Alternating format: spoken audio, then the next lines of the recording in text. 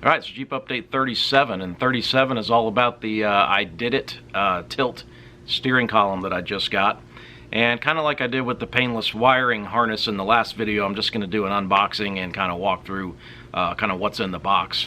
So a couple of reasons why I wanted to replace my steering column, and I think the main reason is I just wanted the tilt functionality in the new steering columm. The interior of a CJ7 is a little on the small side for me, and I find that my steering wheel sits pretty low. It would be nice to be able to move it up a little bit.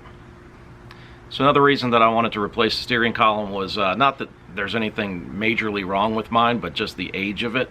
And all of the internal components, the wiring I've already replaced, and I've just had nothing but problems with it as far as the the turn signals, the self-canceling cams there, the horn, and I just can't seem to get it right. So that's also going to help me solve that issue as well. So if you're researching and looking for steering columns for your Jeep, especially a CJ, you're going to be kind of disappointed with what's out there and what you see. And what I mean by that is just the kind of a lack of options. There's really only two companies that really come up consistently in the searches I've done, and that was the Flaming River and the IDIDIT columns. And I think both probably pretty comparable, but just personal preference, I went with the IDIDIT column. Now, similar to my wiring harness that I bought, I'm not putting this in yet. I'm going to do the wiring, the steering column, and the power brake booster all at the same time. So right now I'm just getting these parts. I bought the wiring harness because it was on sale. I bought the steering column also because Morris 4x4 had a 10% off sale, and if you go onto that website and look up the steering column, you'll know why that was important to me, because it was a pretty good discount given the cost of these steering columns. So the last part that I need for this phase of the restoration of my Jeep is the power brake booster. I'm researching that now and hope to have that in about a week. So I just unboxed the steering column and have kind of all the parts laid out here, and I want to show you guys what comes in the kit. So let's check it out. Alright, so there's Jake, and Jake is laying right where I'm trying to film, and there's a reason he's laying right there.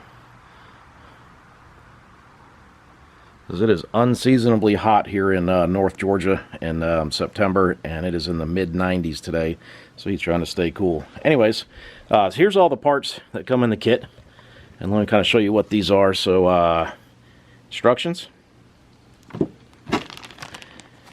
Not entirely sure what all of these parts are.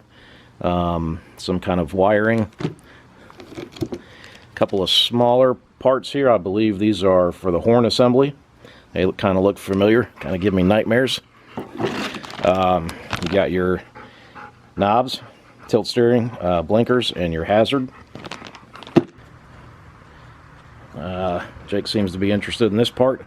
Not sure what this is. It looks like an extra kit for the wiring at the base of the steering column, or an extra, not kit, an extra piece there.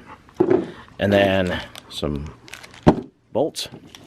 And then this fun-looking clump of wiring. Not really sure what all this goes to, but that's part of the fun, is figuring it all out. Alright, last but not least, you have a steering column mount, and that's to put in, they say that you have to have this bracket for the tilt steering. Alright, so there is the new steering column. Really nice looking. I'll show you a couple things in more detail. Alright, so first off is the end, and that is a 48 spline shaft there that comes out, and that will fit directly into my Borgeson steering shaft that I put on the Jeep about a year ago. So over here you have some wires coming out. You've got your mounting locations, and then up top, all new parts. And I'm really excited about that, because I've had nothing but problems from my existing one, even with all new parts. And over here you got a new ignition and 2 new keys.